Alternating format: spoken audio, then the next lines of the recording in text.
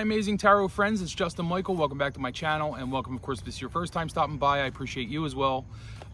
Thanks, everybody. I hope everybody's doing well. I'm back in Glen Olden Park. I had to stop by the library to pick up a book, which is just right on the corner of the park. So I said, you know what, I'll bring my equipment and I will film a video. The book I picked up was Tarot Beyond the Basics by, I believe, Anthony Lewis, so that says. It's a pretty cool book. You know, it's, first of all, I really like it's a soft bound book, but it has a hard cover. It's kind of nice, and I thought about purchasing this, but I can get it at the library anytime I want, and I get it for 2 weeks at a time. I can renew because nobody around here likes tarot books anyway, so it's never denied me. Maybe denied me once, you know what I mean, in all the years I've been using the library. So it's great. You save some money. You know, this is like a $20 book. I get it for free, so it's really, really nice. And so I'm going to show you a couple of things today. Mostly going to be the new Rider-Waite-Smith type decks that I got in my collection. So all the decks I'm going to show you are using the Rider-Waite-Smith system, or they're some sort of Rider-Waite deck. But and I have quite a few here, I think 5 or 4. So I'm going to show them, and hopefully not going to be too long. The first deck I'm going to show you is by our very own Jessie Driscoll. I just got this yesterday. It's the Crystal Skull Tarot. And so, you know, it's a photographic deck designed by Jessie. Most of you probably know Jessie. She's an illustrious member of the community. And she's collaborated with Rachel Pollack, who did the book on this. And it's just really superb. It's well done. It's very unique. I've never seen anything like it. And it's very creative, you know, and it goes to show you, you know, you can create a deck, a tarot deck, even if you're not, you know, a drawer or a painter. So the first thing that kind of stuck out to me about this deck, besides the cool image of the High Priestess on the front of it, is it's a really nice, sturdy, telescopic box, which I love. And I wouldn't expect anything less from Jessie, because she's, you know, a collector of cards herself, and she knows what we like, and she knows what nice quality is. So the quality is really, really good. Just a bit about the book. It's a nice sized book. The print had to be actually made a little smaller because she wrote so much, but it's not annoyingly small. You know, it's readable. It's just she wrote so much for this book. I know that was an issue because she had a lot to say about it. And so when you look at this deck at first, and I'm going to show you the cards and everything in a minute, but it's a kind of subtle thing, you know, and you have to sort of sit with them to appreciate all the Rider-Waite-Smith symbolism in it. But when you read Rachel's words, which it's funny because yesterday when I got the deck, I immediately opened the book up and I ended up reading the whole entire thing, and it just really kind of awakened more of a curiosity in me, because Rachel points out a lot of interesting stuff. But she gives a backstory about how it happened. So she went over to Jessie's place, and Jessie showed her tarot card collection. And I think they do like knitting or something together. They live quite close together.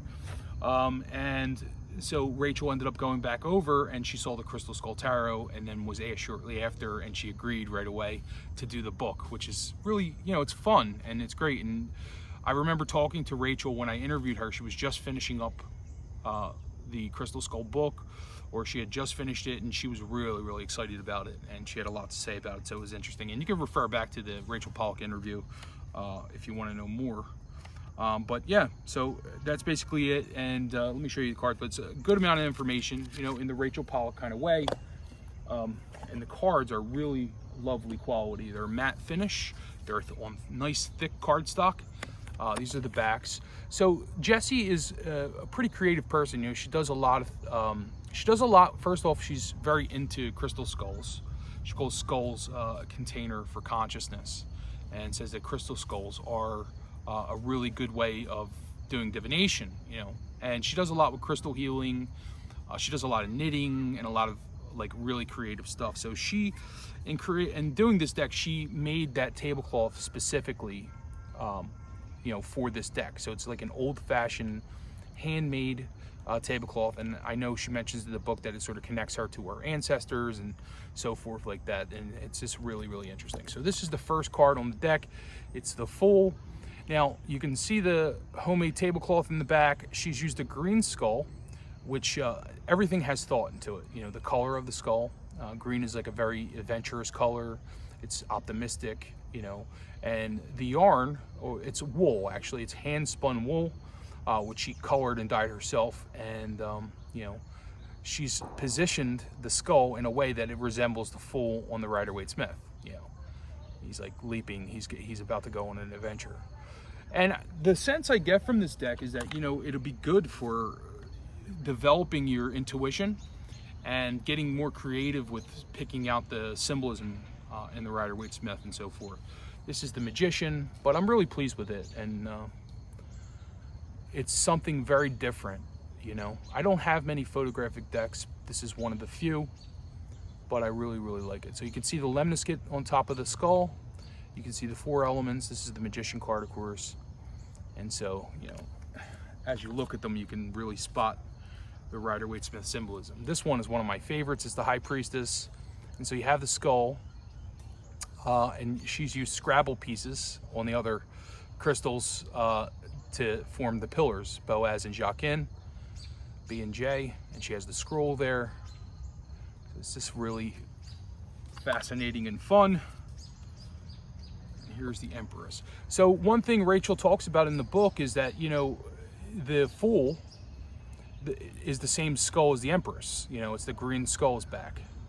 So I don't know if that's an earthly color or what the connection between the Fool and the Empress are, but you know, in a reading that could become quite useful because, you know, you have the same skull in the Fool that's in the Empress, and then I think again in the King of Pentacles, if I'm not mistaken, or one of the other cards. I'll have to check it out. But you know, you could see how that might be useful in a reading, because you can say, oh well, you know, this is a person who's progressed on a journey of some sort. Here's the Emperor.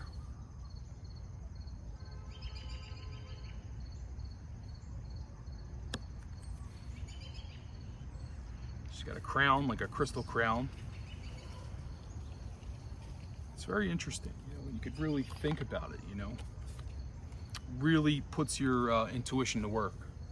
And there's the Hierophant. This is also one of my favorites. I also know Jessie likes antique keys. I remember her telling me in a conversation that she collects old keys. And she sort of sent me down a rabbit hole looking for them on eBay, because I wanted some to wear around my neck, you know, and just to have, and I found them to be quite pricey actually. Apparently there's a big market for those. Here's the Lovers. So you have the skull with the wings, and then you have, you know, the 2 individuals. Really clever.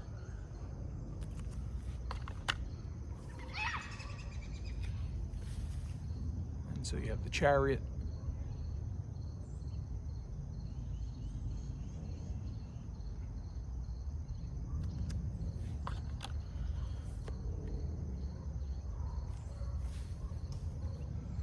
The Strength card here. So she's kissing the unicorn, it looks like, the skull. And the lemniscate is back as it appears on the Strength card. Very RWS.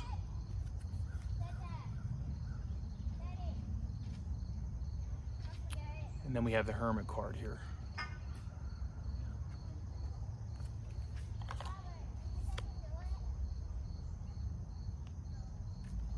The Wheel of Fortune.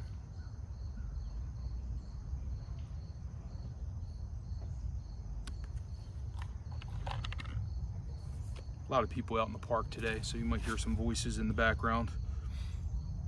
Here's Justice. It's a beautiful day today, though. I mean, the leaves are everywhere. You know, it's got a very nice fall feeling, but it's still warm out. Here's the Hangman.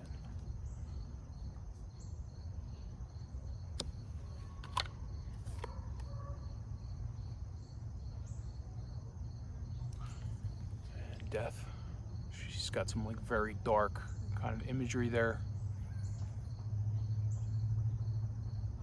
Very interesting.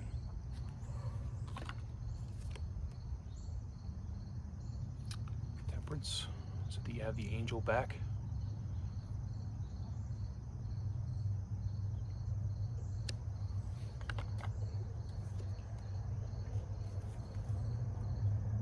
The Devil.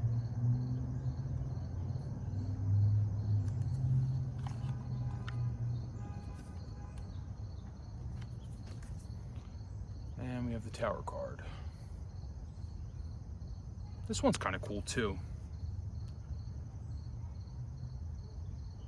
Really interesting, and she has two little skulls that represent the people falling. That's pretty interesting. And you have the star.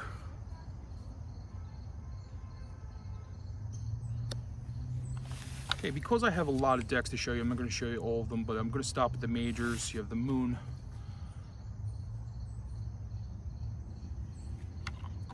If you guys want to see a full walkthrough of this, just let me know in the comments below, and I will definitely do a walkthrough of it.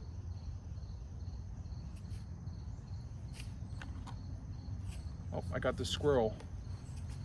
The attack of the squirrels here. He got pretty close. Look at the son of a bitch. Look at him. Wait.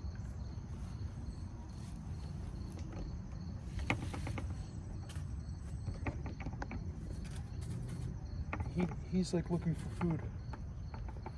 You trying to steal my show here? Huh? You trying to steal the show? I wish I had some nuts for you. I don't. I'm sorry. I'm sorry, pal. I don't have any food for you. Don't attack me. Hope he's not a rabbit squirrel.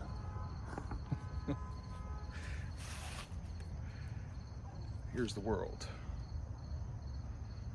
It's one thing I like about being outdoors. And I have a lot of wildlife around me, so.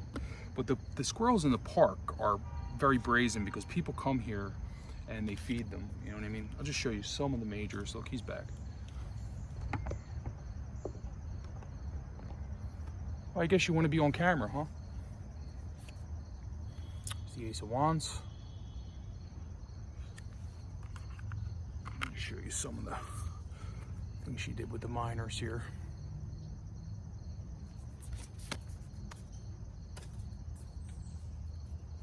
Keep your distance, pal.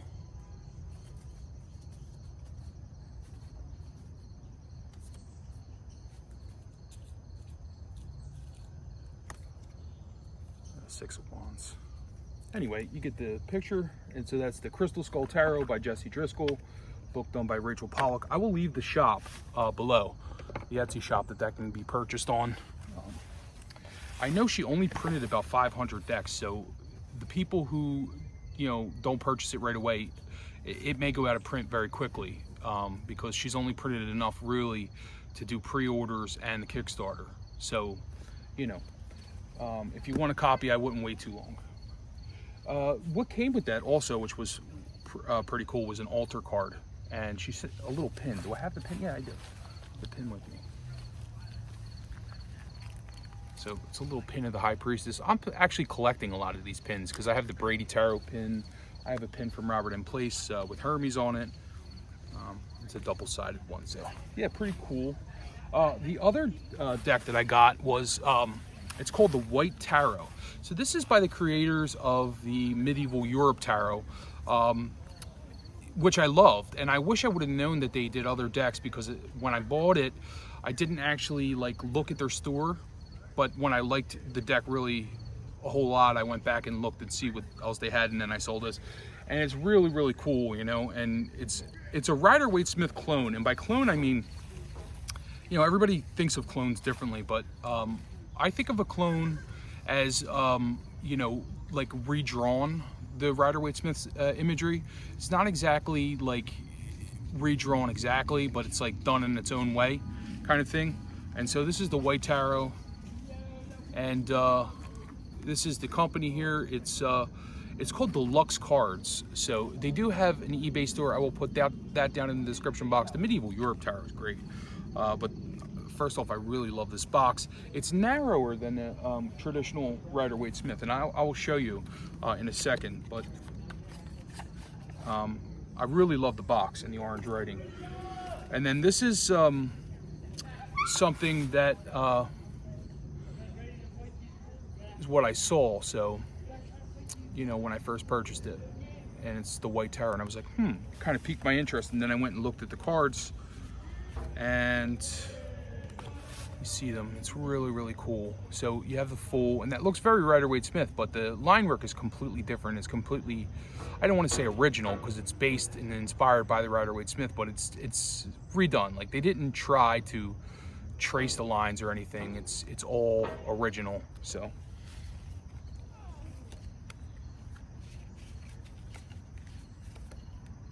the Magician here.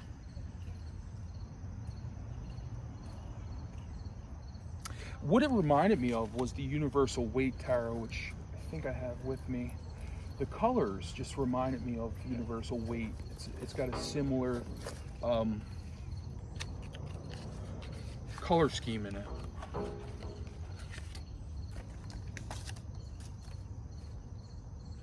So as you can see, you know, this is Universal Weight here. So it's very similar to that color-wise.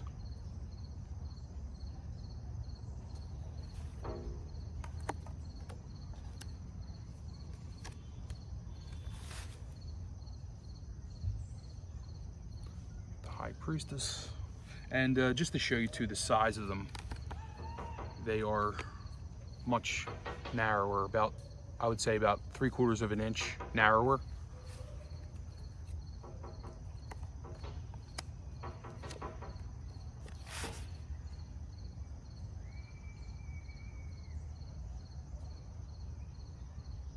This is probably my least favorite card in the deck. I don't like how they did the grin on the Empress's face.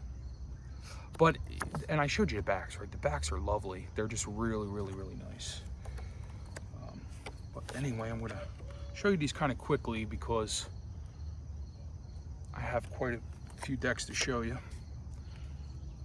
This is one I will definitely use because it's almost Tarot Classic size. It's not quite Tarot Classic. It might be a little longer and maybe a tad wider, but it's, you know, it's sort of narrow. It's almost like a Marseille style, a Marseille size, you know what I mean? Like you see some of those Marseille decks, they're a little narrower, but probably even smaller than that.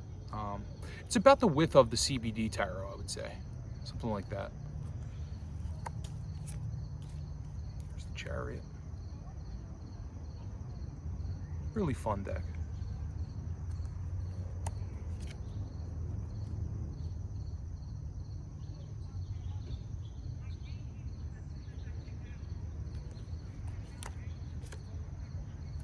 This is one of my favorites. It's the Hermit, and I just love the shade of blue he used for the background and how the light illuminates into the blue and sort of turns it a bit green. That's really one of my favorites.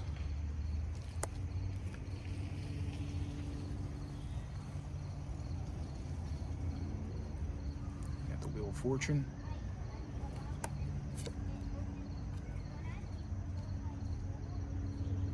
Justice.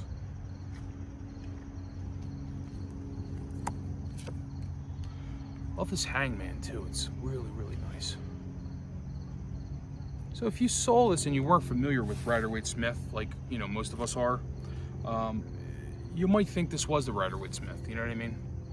And I wonder, like, was it their intention to copy it exactly or just redo it, sort of? I think it's more or less that it's a fresh interpretation of it.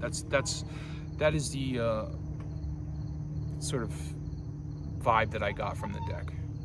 I love those red wings and Temperance.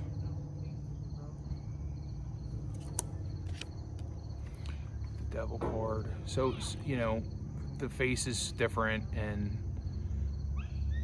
there's quite a few differences, you know, between that and Pixie's work, but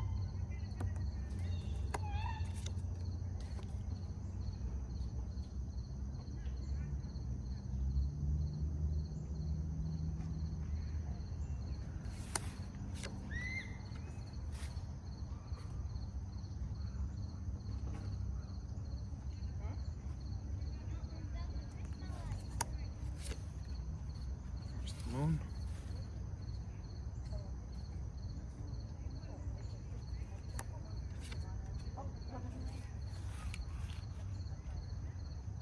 Sun.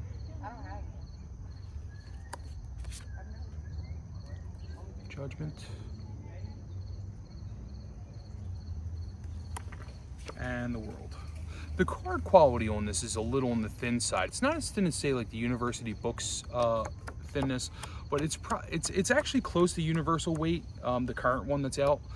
It's just a little flexy, but some people might like that, you know, because I know a lot of you like your decks, you know, on the thin side and flexible because you like the riffle shuffle and so forth. And this might be a good deck for you, you know. But like I said, I'm not really big on clones. I don't have many clones of this type, but you know, it just is something like more unique, and it's kind of retro and cool. So let me show you.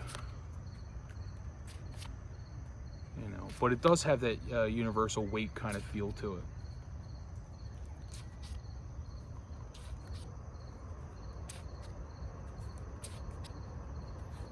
Okay, so moving on, and like I said, you want to see a full walkthrough, just leave a comment below, and I will surely do a full walkthrough for you. So next up, it's one of my most recent. While we're on Rider-Waite Smith, I'm not going to take too long showing this because this is one that probably most of you have, or a lot of you have anyway. This is the Pamela Coleman Smith RWS Tarot by Lo Scarabeo. This is something I didn't have in my collection. I know a lot of people do. Because I was like, I don't really need another Rider-Waite Smith in my collection. But of course, you know, I change as I go, like the wind.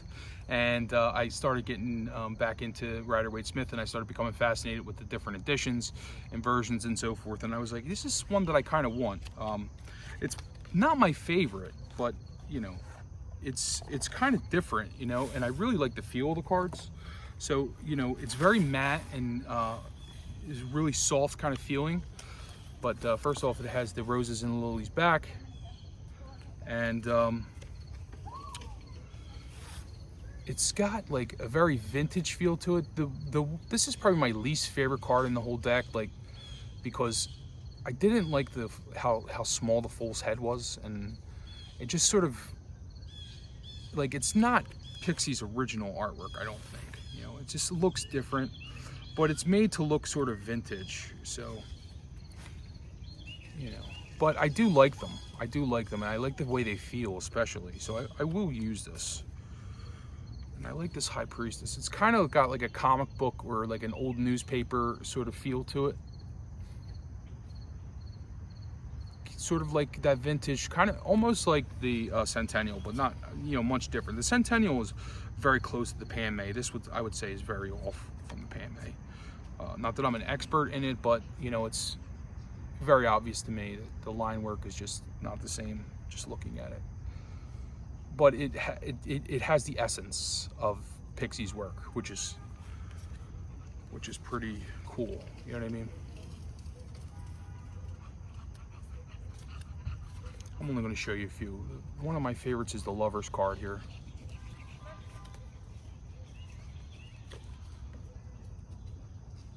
Yeah, I like the color of the Lovers there. It's very soft, almost green. A lot of green in this. You know.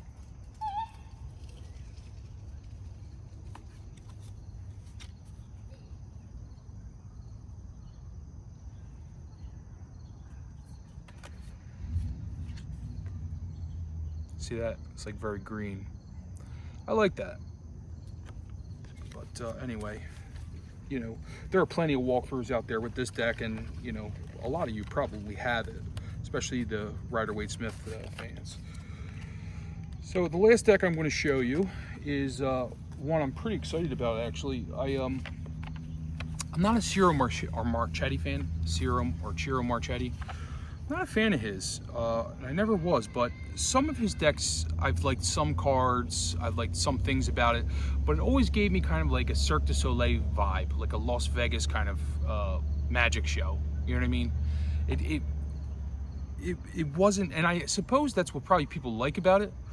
But I saw this several times over the last year, but most recently I saw it on Mendy's channel, Mendy from the Artistry of Tarot, my friend Mendy, and she had it in her Most Beautiful Decks video.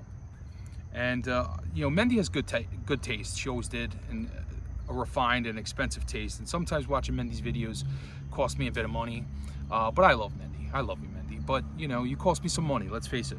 And this is one of those things, because you know, seeing it on her channel, I was like, you know, I kind of looked at Marchetti in sort of a different light.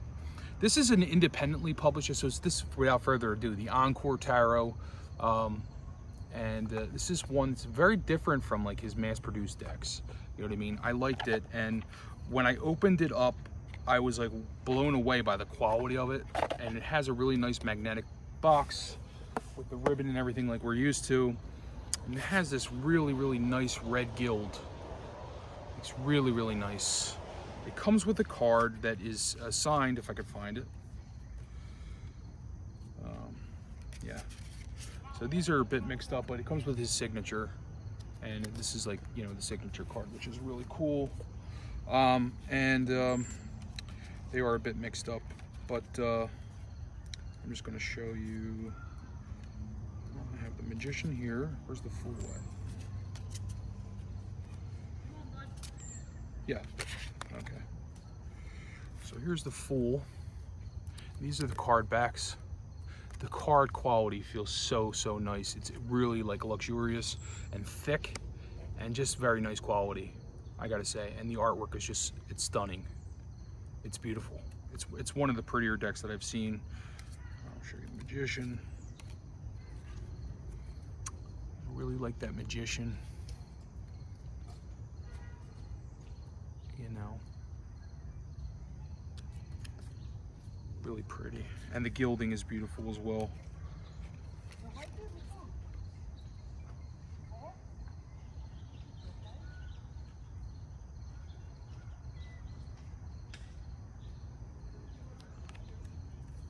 There's the Empress. I love that Empress. That actually reminds me of a painting from Mucha. You know, like an Art Nouveau style, you know, with the pregnant Empress. That's really, really beautiful. I like that. That's something I wouldn't mind getting printed and hanging in my apartment. There's the Emperor. His artwork is very, very vivid.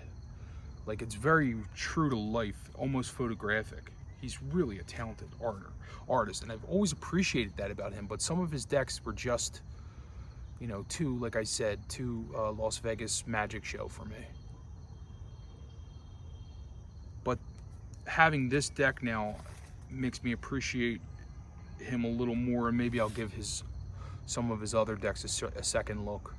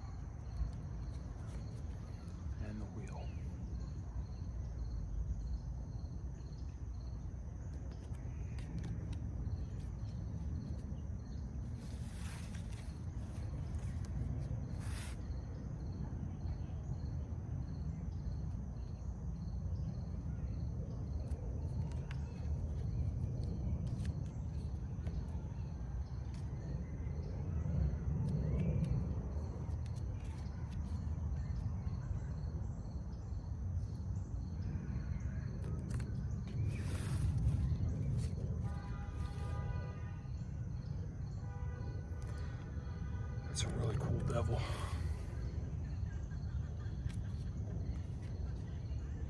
There's the tower. So, like I said, you know, I showed you a lot here, but one thing I do want to show you, they're color-coded. You know, the suits are color-coded, so you have reds, blues, kind of, I don't know, is that yellow or gold and green? And then the majors are like gray. I really like, this was one of my favorite cards, the Page of Cups. I really, really like that. It's beautiful. And he's added a court card called, it's like place.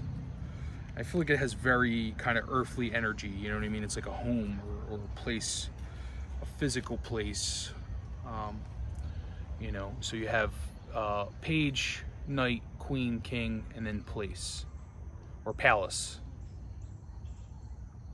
And so, you know, if you had to assign an element to that, I would think it would be earthly.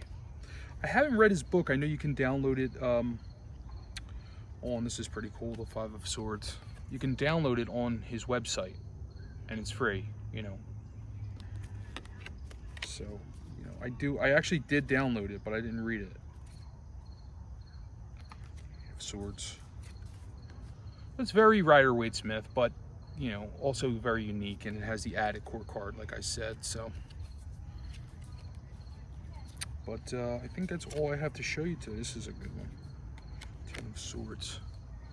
I like the pages. All the pages. Let me show you the Page of Swords. Really, really pretty. So yeah, I thank Mindy for showing that on her channel, and thanks guys for tuning in. Sorry about the noise today. I'm at the park. A lot of people are out, but you know, it is what it is. Everybody's enjoying the fall weather, and I guess we'll talk soon. Love and peace. Bye-bye.